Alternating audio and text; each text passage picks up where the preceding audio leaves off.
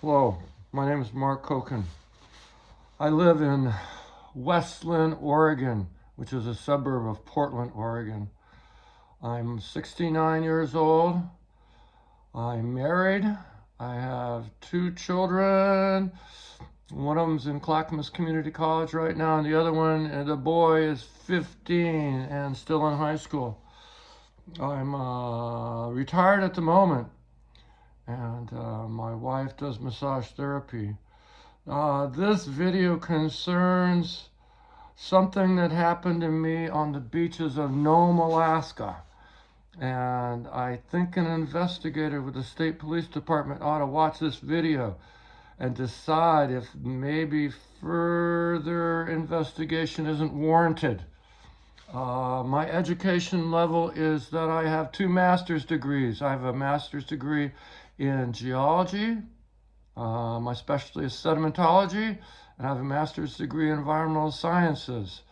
And the specialty is water resources management. For years, I've been watching Bering Sea Gold. I know that gets a chuckle, but I've been watching Bering Sea Gold. Beach environments are a specialty of mine, and I believe those people, those beach miners, have been missing something.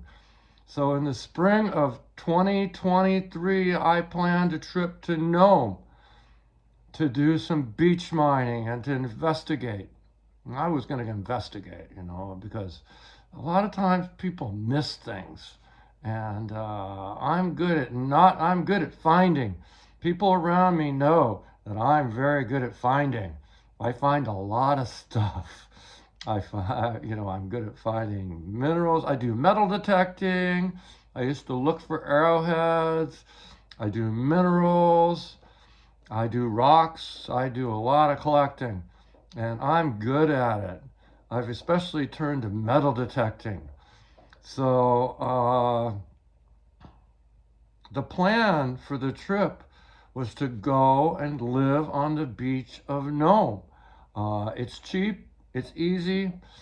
I called a number of people in Nome, and they said it was a fine idea that I should bring my son and just live on the beaches of Nome and mine beach gold. I knew that the gold was thin, but sometimes you can find things, right, that people don't understand, and I did find some things. But I also realized that to do production, to go through a bunch of sand, you can't do it alone. So I got my neighbor who has watched Bering Sea Gold with me and understands what's going on. My neighbor, John Edward Levine, we've actually been on fishing trips together. We've been gold prospecting together in Eastern Oregon. I've known this gentleman for 25 years plus, and I know his family, I know his brother, I know his brother's sons, I know his mom, I knew his ex-dad pretty well, who was a Vietnam veteran, closer to my age than John was. But I needed somebody that could work, that could help me do production. Because if the gold is thin in the sand, you need to go through a lot of sand to get production. So I approached him with the idea, and he was hesitant because I think he is hesitant. But you have to be hesitant when you're changing your life. He was probably in his late 40s, so a much younger man than I am, like 20 to 25 years younger than me. And so the stage was set, and John Levine said yes, that he would go along and work, and it was a 50-50 deal, and everything we took was mutually held, except our personal stuff, which means our personal gear, right? And so, the car that was shipped belonged to John, but it was mutually held by us because of the agreement. We also could not hold gold unless the company, that means both of us, sat there and weighed it out together and then handed it out. You couldn't possess gold unless the company handed it out. So there weren't a lot of rules. Everything was mutually held, that you couldn't possess gold unless the company held it. And that mutually holding thing is to keep people from stealing or acquiring gold. If I found a gold coin with my metal detector, it belonged to the company. I mean, I hate to say that, but that's the way it was. I did find an 1893 Barber quarter on the beach, but it wasn't gold, it was silver. So I still have it. So, because it's not gold. Any gold was mutually held, and held by the company. So if you bought gold, it was held by the company. So I also took John Levine because he has a honey tongue. You know what I'm saying? He can talk people into doing things for you. I hate to say anything about women, but he talked us into a house for a couple weeks in Nome for free. I mean, he talks information out of people. He's got a honey tongue, and that's one of the reasons I took him. Not only just to work, but because of his honey tongue, and that plays into this. So I won't go into the long and short of it. There was ice in the Bering Sea when we flew in on June 8th, and we had to wait for a week to get our equipment, to get the car and the pallet we shipped up there, or I shipped up there. And all the equipment's mutually held, and it was a 50-50 thing, So, yeah, so we got there, and then we got on the beach, and we built a sluice box and got it running. But within 5 weeks of being in Nome, John Levine had pulled a gun on me. Truly, pulled a gun. He pulled it out of his holster and was going to take care of me. That's what he said. And when I called, I go ahead, you fucking moron. And go ahead. And he came back to his senses and dropped the gun back in his holster and then came after me to beat me up. I'm 69 years old. I weigh 155. Here's a younger man, in his 40s, pulled a gun on me. I'm unarmed. Pulled a gun on me, then dropped the gun back in his holster, and then came after me and was going to beat me up. Well, I had a name, none of that, I just sort of sat there and looked at him. He came back to his senses a little bit, and I got in the car and left the mining site. That's the day he moved out of our camp. 5 weeks into it, he moved out of our camp and moved in with another guy named Jeremy. I don't know what was going on, but he moved into this guy with Jeremy. In that time, he got to know Jeremy before he moved out, and they got so drunk one night that John Levine was unable to function for 3 days on whiskey. I couldn't get him up, and he let me weather a storm. And when he finally got better, he accused me of poisoning him with mercury. I had no mercury. The only person I told him not to bring any mercury, but he brought a vial of mercury and managed to break it on himself.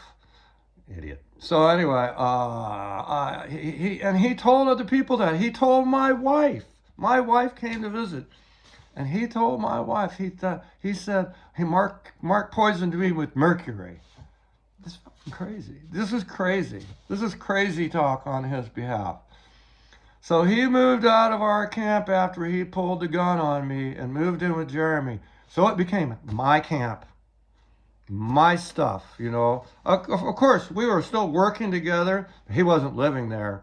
So that became my camp. It might have been a storage area for him, but it was my camp.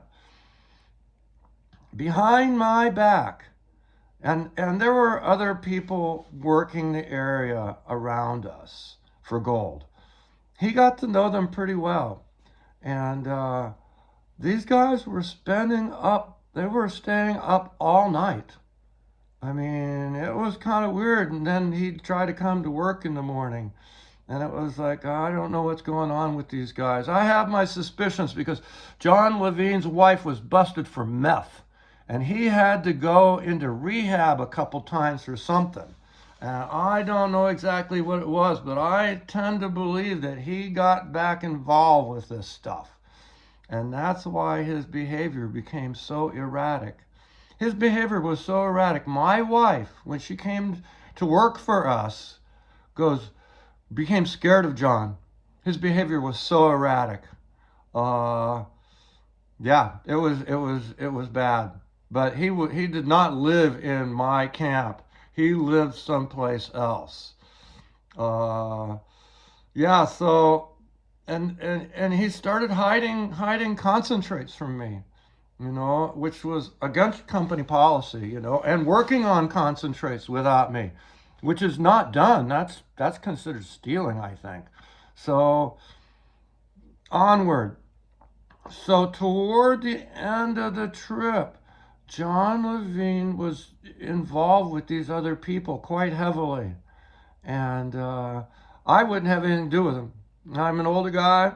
I'd met a couple miners I liked, but not beach miners. They were offshore miners and crawler miners, and they were pretty good guys. But I didn't want anything to do with those beach miners, and yeah, no, I didn't want anything to do with them. I was there to mine gold. I wasn't there to socialize and become, I might have become part of the Nome community, but I wasn't there to socialize with them beach miners. People talked bad about them beach miners, and this was the reason, I have a feeling, is they were bad. And so toward the end, one day after my wife had left and there was no witnesses, on my side, John Levine, I went to deliver gas at the mining site to him because I knew our machines were running out of gas, and was accosted by John and this guy named Nolan about cleaning gold. Well, that's all I'd been doing, is trying to get through our concentrates, because if you've ever mined beach sand, you have to really try at it. The black sand and the red sand really interfere. So I was really trying to work it down, not to get gold directly, but to get the concentrates down. And they accosted me at the mine site, primarily, first, in the beginning. And John Levine sort of lost it, and goes, "Oh, I can't mine with you," and throws up his arm and starts running from the car to the sluice box, back to the car and the sluice box in some erratic fashion. It was very erratic. And then I just got in the car and left. And they showed up in camp. They walked our camp, which was a half mile, 3/4 of a mile. Those two walked into camp and again were being aggressive with me. That Nolan guy, he was super aggressive. He came up on me and was standing above me. I mean, he was standing right above me and yelling at me about using other people's equipment to do gold concentrations. And I was like, I don't need that. I have my own. And he kept getting closer and closer and closer. And finally, I knew he was going to hit me or something. So I flipped water from my pan into his face, right? Agreed, an aggressive behavior. But it gave me a moment. I got up, turned around, went to a stump and pulled out an axe, a hatchet, about a 2.5-foot long hatchet. I'm good with an axe. I'm a woodsman. And I'm an old-timey kind of woodsman. And I turned around and they both watched me do this. They knew John was armed with a gun, again, like they always are, for bears.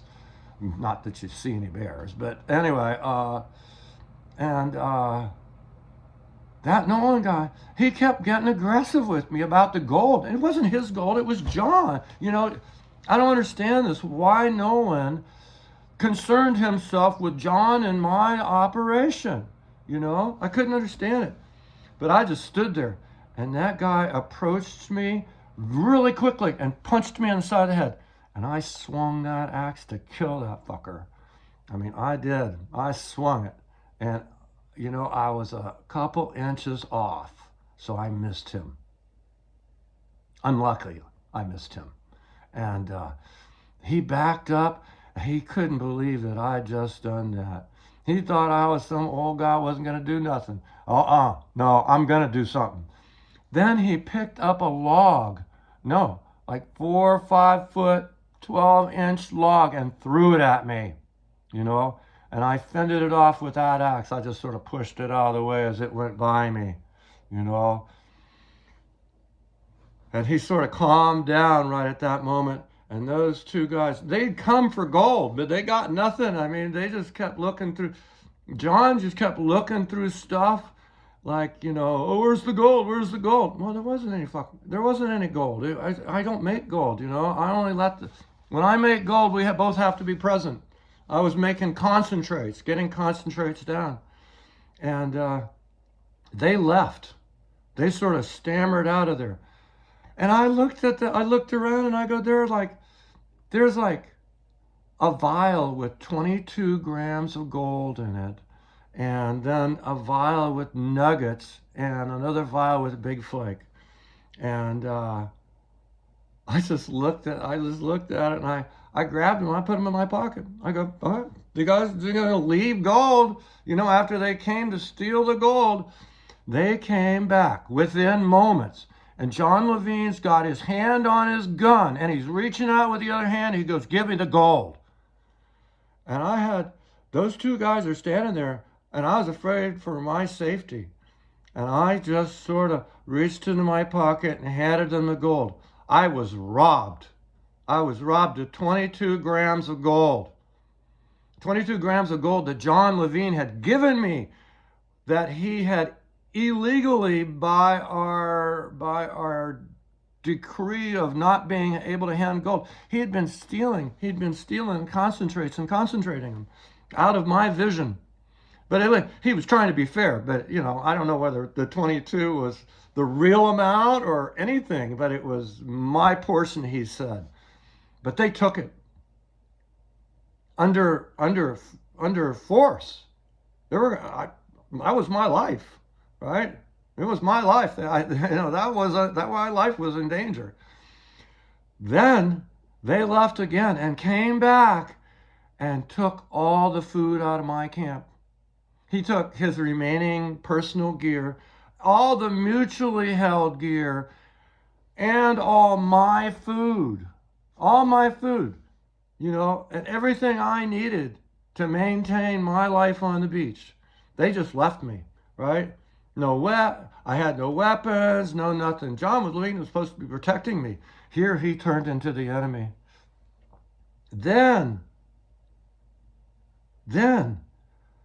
within 20 minutes, 5 people, John Levine, Nolan, James, leader of the James Gang, Beach Sea Wizards, Beach Gold Wizards, Jeremy from Arizona, and some guy I don't know, came into my camp and stood there in a very threatening manner.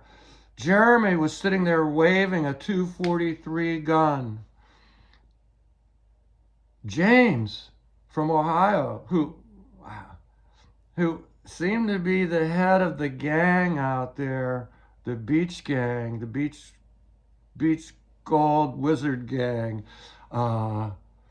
started spouting Alaskan law at me, and that they were going to use Alaskan law on me.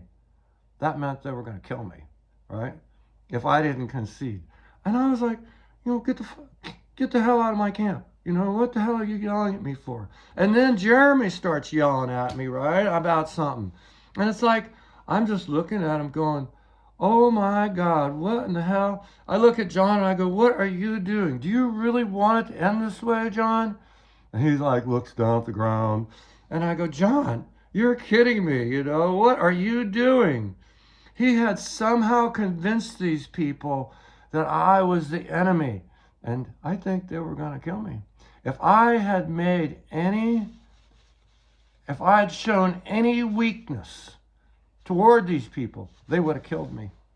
They would have, you know. So they left. And I shamed them when they were walking away. I go, shame on you guys for walking in an old person's camp, trying to take my stuff, trying to take my tent. It was my tent.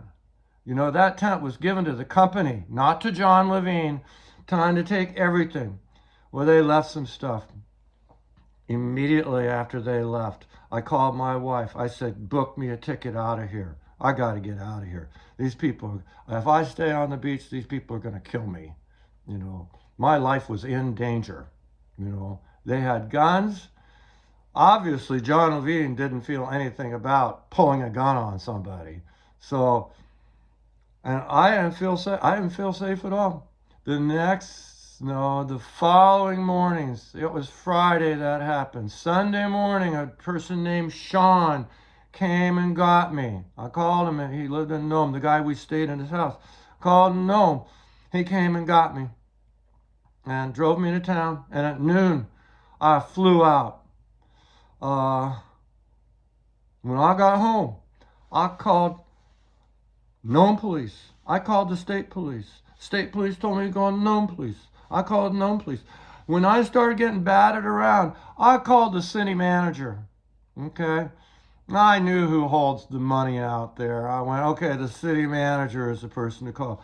He finally, you know, got these people to listen to me, you know, and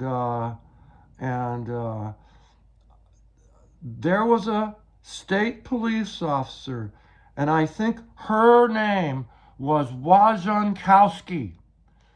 I told her the story, or I told her enough of the story where they had robbed me and came after me, and she went out to investigate and came back and started accusing me of doing something, of I don't know. I mean, I don't get it. You know, I don't get where, you know, this whole story comes about, and she's like taking their side. So I know they had gold. I know that James had gold, Jeremy had gold, and John had gold. I wonder if they still have gold, or whether that individual said, if you give me all your gold, I won't, I'm just going to go away, right? Or I don't know. Or whether John honey talked her somehow into letting them go after I told them that they had threatened my life. Did anybody go, you're going to die? No, they said, we're going to use Alaskan law against you. John did pull a gun on me. That's threatening my life, you know. I have kids. These people have no kids. They have nothing, you know. And here they're threatening a person. I have to still have a boy to grow up, you know. I'm lucky my son wasn't there, you know. They would have shot my son, you know. Now this is happening on the beaches of Nome, all right. This police officer ought to be investigated. Does she have any gold? Why did she let John get away with this? What kind of honey tongue did he play on her that this happened? So I'm not exactly sure. I might have done some things afterwards, but nothing compared to what they did to me. You know, like they came, 3 armed people came into my camp and threatened me, right? And 2 others without guns were standing there too. 5 people, 5 younger people, 40 and below, 30 above and below 50, you know, came into my camp and threatened an old man, 69-year-old man. Unbelievable. And I can't get the cop just goes, oh, I'm not going to do anything. That's ridiculous. The same laws that apply in Portland, Oregon, Anchorage, Alaska, apply on the beaches of Nome, West Beach, right? I mean, these laws are, you don't have any choice. You don't have any choice. those laws apply. And if they don't apply, then it's not the United States of America. Okay? So this tape is for an investigator to figure out exactly what happened. You know, I do believe these people ought to be in jail. You know, I do believe they ought to be prosecuted. To come into somebody's camp and threaten them, threaten me, you know, threaten my life. And I do believe my life was being threatened. It's not okay. Something needs to be done. Okay? So thank you for watching. I know it's long. It's 25 and a half minutes. But, you know, it's a story. And I've written it down, too, if you want to see the written part. But I'm going to send this video to you. So thank you. Have a good day.